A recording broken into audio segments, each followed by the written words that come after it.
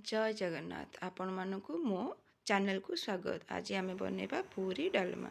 देखु आमर पूरी डालमा कौन मुझे समस्त जिनिस रखी देछि। देखु मुझे परिवार कखारू अमृतभंडा आलू काटिकी रखी। आपण पाखे जदि अन्य पोटल परिबा अच्छी तो पकई पारे। डाली गोटे टाटिए अदा कंचा लंका छेचा आउ बड़ी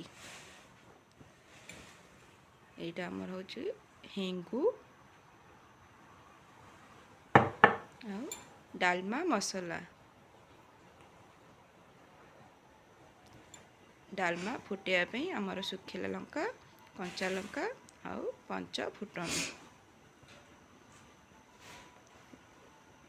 आमर ए नड़िया भी पकेबा। तो आपण भावते डालमा मसलाटी कौन। तो डालमा मसलाटी आमर गोटे चामच जीरा गोटे चामच धनिया दालचीनी गोलमरिच को भाजिकी गुंड करदेवी। आमर डाली को भलसे चकड़ी धोईदेवी। 2 ରୁ 3 थर एमती धोईकी देखो मुझे डाली धोई देछि। एबे आमर कटा परिबाटा को भलसे धोई रखिबा।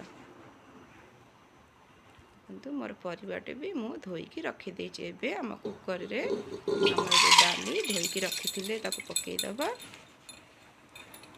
हमर एति डाली पकेया कथा पकेइबा। मु एठी 2 ରୁ 3 जन पई करिछि। आपणक हिसाब रे आपण क्वांटिटी बढ़ाई पारिबे। तो एबे आमे सेथरे हमर कखारू अमृतभंडा आउ आलू जो काटिकी रखिथिले पकेइबे। आपण चाहिए पोटल बीन्स पकई पारिबे। मो पाखे बीन्स अवेलेबल नथिले तो मुझे परिबा पकईछि। आमे एथिरे पानी देदेबा गोटे ताटिया। यही डालमा रे बेसी पानी दिया हुएनि तो आपण अल्प पानी ही देबे।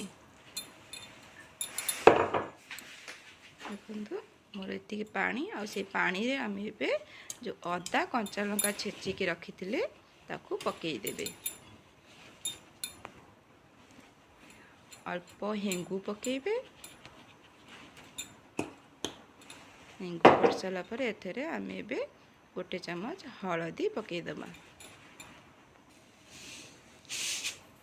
स्वाद अनुसार आपण लुण पकेबे। एबे मु सेथरे हमर कोरा नड़िया पकेदेवी। आपण पाखे फ्रेश नड़िया अवेलेबल होइले आपण पकेबे। तापरे मु एबे फाळे टमाटो तो बड़ साइज टमाटो तो मु फाळे पकेइछि। तापरे एबे आमे आकु गैस रे बसई दबा। गोटे रु 2टा सीटी दे देबा।